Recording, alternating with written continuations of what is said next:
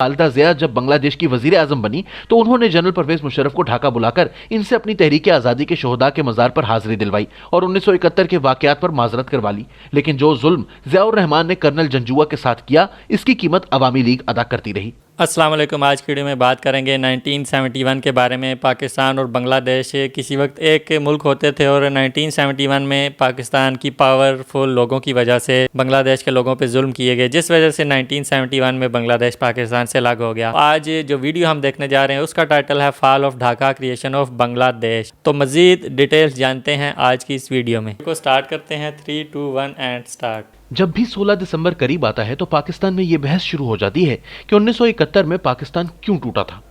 क्या पाकिस्तान के हुक्मरान तबके ने अपनी माजी की गलतियों से कोई सबक नहीं सीखा?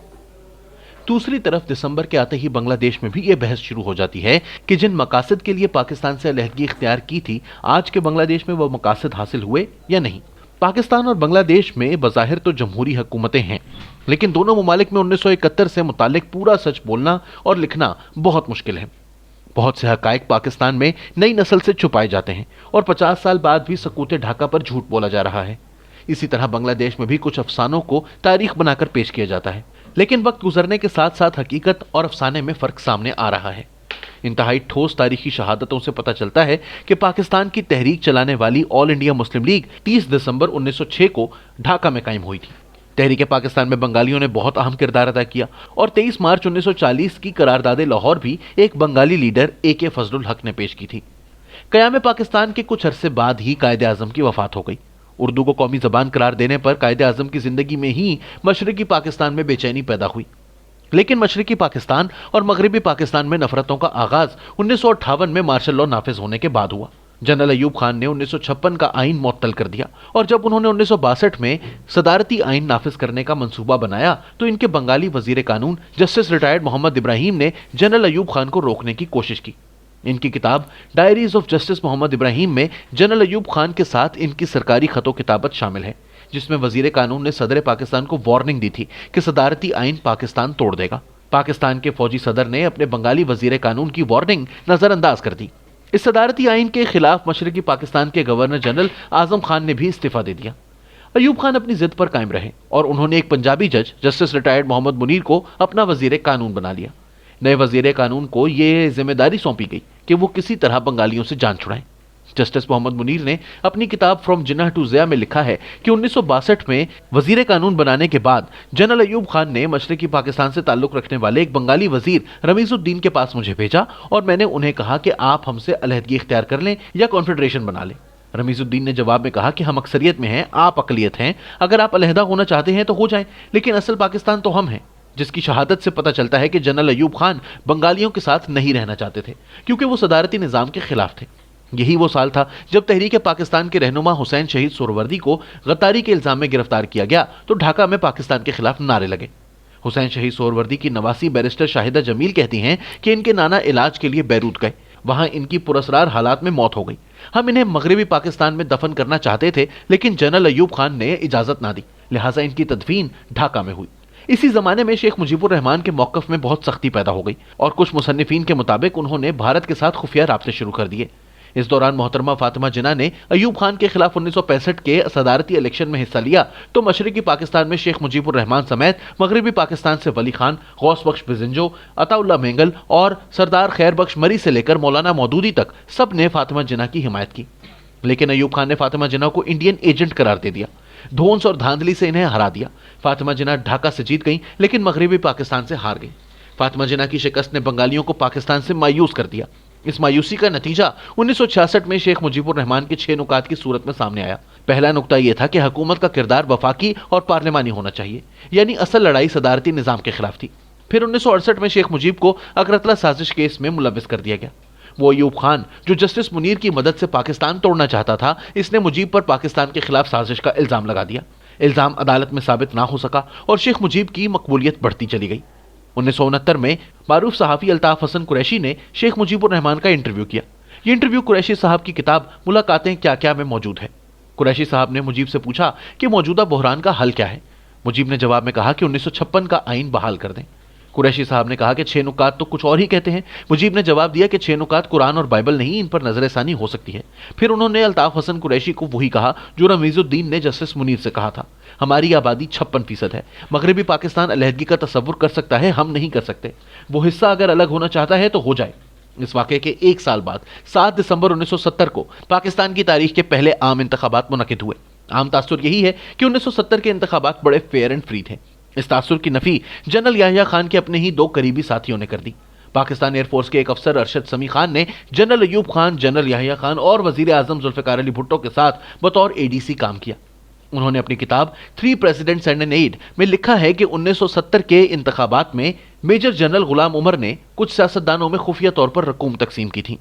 الیکشن کی رات جب رزلٹ آنے شروع ہوئے تو صدر یحییٰ خان نے کہا کہ جنرل عمر سے بات کرواؤ۔ ارشد سمی نے صدر کی جنرل عمر سے بات کروائی تو صدر صاحب نے غصے میں پوچھا، وہ جو تم نے خان عبد القیوم خان، صبور خان اور بھاشانی کو پیسے دیے تھے ان کا کیا ہوا؟ جنرل عمر کوئی جواب نہ دے سکے تو صدر نے کہا کہ قومی اسمبلی کے انتخابات میں جو ہونا تھا وہ ہو گیا، اب مجھے صوبائی اسمبلی کے انتخابات کے نتائج بالکل مختلف چاہیے۔ لیکن جنرل عمر صدر کے خوابوں کو حقیقت بنانے میں ناکام رہے۔ ISPR کے سابق سربراہ اور صدر یحییٰ خان کے press secretary brigadier AR Siddiqui نے اپنی کتاب جنرل محمد یحییٰ خان میں لکھا ہے کہ جنرل عمر نے مشرقی پاکستان میں کرنل SD احمد کے ذریعے خان قیوم کی کنونشن مسلم لیگ، جماعت اسلامی، صبور خان، فضل القادر چودھری، نور الامین، خواجہ خیر الدین، مولوی فرید احمد اور کچھ دیگر میں بھاری رقوم تقسیم کی۔ اس دھاندلی کے باوجود شیخ مجیب الرحمان کی عوامی لیگ نے قومی اسمبلی اور مشرقی پاکستان کی صوبائی اسمبلی میں اکثریت حاصل کر لی۔ اکثریتی جماعت کو اقتدار منتقل کرنے سے گریز کیا گیا۔ یہ پہلو بہت اہم ہے کہ مشرقی پاکستان میں سیاسی بغاوت سے پہلے فوجی بغاوت ہوئی۔ 25 اور 26 مارچ 1971 کی درمیانی شب چٹاگانگ میں 8 ایسٹ بنگال ریجیمنٹ کے میجر ضیاء الرحمان نے اپنے کمانڈنگ آفیسر کرنل جنجوا کو قتل کر کے ریڈیو سے آزادی کا اعلان کرا دیا۔ یہ میجر ضیاء الرحمان وہی تھے جنہوں نے بعد میں جنرل بن کر بنگلہ دیش پر مارشل لاء لگایا اور پاکستان کے دوست بن گئے۔ جنرل ریٹائرڈ KM عارف نے اپنی کتاب خاکی سائے میں لکھا ہے کہ جب ضیاء الرحمان بنگلہ دیش کے صدر کی حیثیت سے پاکستان آئے تو ان کے اعزاز میں ظہرانے میں مجھے بھی بلایا گیا، لیکن میں نے صدر پاکستان جنرل ضیاء الحق سے کہا کہ میں اس قاتل کے ظہرانے میں شرکت نہیں کروں گا۔ جنرل ضیاء الرحمان کی اہلیہ خالدہ ضیاء جب بنگلہ دیش کی وزیر اعظم بنی تو انہوں نے جنرل پرویز مشرف کو ڈھاکہ بلا کر ان سے اپنی تحریک آزادی کے شہداء کے مزار پر حاضری دلوائی اور 1971 کے واقعات پر معذرت کروا لی، لیکن جو ظلم ضیاء الرحمان نے کرنل جنجوا کے ساتھ کیا اس کی قیمت عوامی لیگ ادا کرتی رہی۔ پاکستان میں لوگوں کو یہ تو بتایا جاتا ہے کہ شیخ مجیب نے پاکستان کے خلاف بغاوت کی، لیکن جنرل ضیاء الرحمان کے بارے میں کچھ نہیں بتایا جاتا۔ سکوت ڈھاکہ کے 50 سال بعد بھی مغربی پاکستان کے ان شاعروں، ادیبوں اور سیاستدانوں کو غدار کہا جاتا ہے جنہوں نے مشرقی پاکستان میں فوجی آپریشن کی مخالفت کی، لیکن ایسٹرن کمانڈ کے سربراہ لیفٹیننٹ جنرل صاحبزادہ یعقوب علی خان کا ذکر نہیں آتا جنہوں نے مشرقی پاکستان میں فوجی آپریشن سے انکار کیا اور یحییٰ خان نے انہیں ڈسمس کر دیا۔ 16 دسمبر 1971 کے سرنڈر کے بارے میں اہم ترین حقیقت یہ ہے کہ یحییٰ خان نے مشرقی پاکستان میں اپنے کمانڈر جنرل امیر عبداللہ نیازی کو سرنڈر کا نہیں کہا، انہوں نے سیز فائر کے لیے اقدامات کا حکم دیا تھا۔ منیر احمد منیر کی کتاب المیہ مشرقی پاکستان 5 کردار میں جنرل یحییٰ خان کا انٹرویو شامل ہے۔ یحییٰ خان نے بتایا، میں نے نیازی کو سرنڈر کا نہیں کہا تھا بلکہ اسے کہا تھا کہ UNO کو بولو کہ سیز فائر کرائے، میں نے کہا تھا کہ دشمن کے آگے ہتھیار پھینکنے کا سوال ہی پیدا نہیں ہوتا۔ یحییٰ خان نے جنرل نیازی کو جھوٹا اور بزدل قرار دیا، حالانکہ وہ یحییٰ خان کا حسن انتخاب تھا۔ یحییٰ خان نے اپنے اس انٹرویو میں کہا، ترخ گیا بیچارہ میاں والی والا۔ بھارتی فوج کے لیفٹیننٹ جنرل جیکب نے سرنڈر ایٹ ڈھاکہ میں لکھا کہ پاکستانی فوج نے مشرقی محاذ پر بڑی جرت اور مستقل مزاجی کا مظاہرہ کیا۔ 16 دسمبر کو جنرل نیازی کے پاس ڈھاکہ میں 30,000 فوج موجود تھی۔ اگر نیازی کچھ دن مزاحمت کرتا تو شاید UNO سیز فائر کرا دیتا۔ جیکب لکھتا ہے کہ ہم تو صرف کھلنا اور چٹاگانگ پر قبضہ کرنے کے لیے آئے تھے۔ 13 دسمبر تک ڈھاکہ ہمارے پلان میں شامل نہ تھا، لیکن جب نیازی کو یہ کہا گیا کہ اگر تم سرنڈر کر دو تو تمہیں مکتی باہنی کے حوالے نہیں کیا جائے گا تو وہ سرنڈر کے لیے مان گیا۔ بقول جیکب سرنڈر کے وقت نیازی کی آنکھوں میں آنسو تھے۔ ڈاکٹر صدر محمود نے اپنی کتاب پاکستان کیوں ٹوٹا میں جنرل راؤ فرمان علی کا انٹرویو شامل کیا ہے، جنہوں نے بتایا کہ 6 دسمبر کو جیسور پر قبضہ ہوا تو جنرل نیازی گورنر ہاؤس ڈھاکہ میں آ کر رونے لگا۔ راؤ فرمان علی نے یہ قصہ اپنی کتاب ہاؤ پاکستان گاٹ ڈیوائیڈڈ میں بھی بیان کیا ہے۔ انہوں نے لکھا ہے کہ فوج نے اپنے قید خانے اور عدالتیں بنا رکھی تھیں اور سویلینز کو بغیر وجہ اٹھا لیا جاتا تھا۔ کئی دانشوروں کو میری مداخلت پر رہا کیا گیا۔ مشرقی پاکستان میں فرائض سر انجام دینے والے میجر جنرل ابو بکر عثمان مٹھا نے اپنی کتاب بمبئی سے GHQ تک میں لکھا ہے کہ ہمارے خفیہ ادارے مشرقی پاکستان میں جن کو غائب کر دیتے تھے ان میں 90% مسلمان ہوتے تھے۔ ان حرکتوں سے پاکستان کے حامی ہمارے مخالف بن گئے۔ جنرل مٹھا کے پاس لاپتہ افراد کے لواحقین آتے تھے لیکن کوئی بازیاب نہ ہوتا تھا۔ मेजर जनरल खादिम हुसैन राजा ने अपनी किताब a stranger in my own country में लिखा है कि मार्च 1971 में जनरल न्याजी ने एक मीटिंग में बंगाली अफसरों की मौजूदगी में कहा, मैं इस हरामजादी कौम की नस्ल बदल दूंगा। इस वाक़े के बाद एक बंगाली अफसर मेजर मुश्ताक ने कमांड हेडक्वार्टर्स के बाथरूम में अपने आप को गोली मारकर खुदकुशी कर ली। जनरल न्याजी ने बंगालियों को इनकी नस्ल बदलने की धमकी दी और पाकिस्तान का जुग्राफिया बदलकर वापस आए। इसकी निगरानी में जो जुल्म सितम हुआ, इसकी गवाही राव फरमान से लेकर जनरल मिठा तक बहुत से फौजी अफसरान ने दी। लेकिन यह कहना दुरुस्त नहीं कि फौजी ऑपरेशन में 30 लाख बंगालियों को कत्ल किया गया और 2 लाख औरतों का रेप हुआ। बंगालियों के साथ बहुत जुल्म हुआ, लेकिन मुक्ति बाहिनी ने बिहारियों के साथ भी बहुत जुल्म किया और इन बिहारियों को आज के पाकिस्तान के हुक्मरान फरामोश कर चुके हैं। जस्टिस हमूदुर रहमान, जस्टिस अनवारुल हक और जस्टिस तुफैल अली अब्दुर रहमान पर मुश्तमिल कमीशन ने जनरल न्याजी के तर्ज को शर्मनाक और इखलाकी दिवालियापन का शिकार करार दिया। कमीशन ने लिखा कि जनरल न्याजी कम अज कम 2 हफ्ते तक ढाका का दिफा कर सकते थे।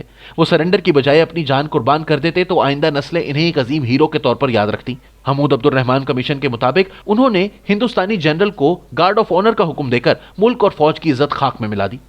कमीशन ने general Yahya, general Abdul Hamid, general Pirzada, major general Ghulam Umar, general Gul Hasan और जनरल मिठा के खिलाफ कोर्ट मार्शल की सिफारिश की। कमीशन ने जनरल इरशाद अहमद खान के खिलाफ भी कार्रवाई की सिफारिश की, जिन्होंने बगैर मुकाबले के मगरबी महाज पर शकरगढ़ के 500 गांव दुश्मन के हवाले कर दिए। हमूदुर रहमान कमीशन की रिपोर्ट में वाज़ेह तौर पर लिखा है कि सियासत में फौज की मुदाखलत से जो बुराइयां जन्म लेती हैं वो फौज को जंग लगा देती हैं और फौज लड़ने के काबिल नहीं रहती।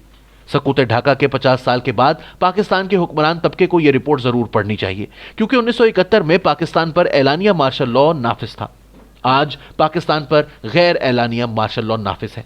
1971 में खुफिया इदारे पाकिस्तानियों को लापता कर रहे थे, आज भी वही कुछ हो रहा है।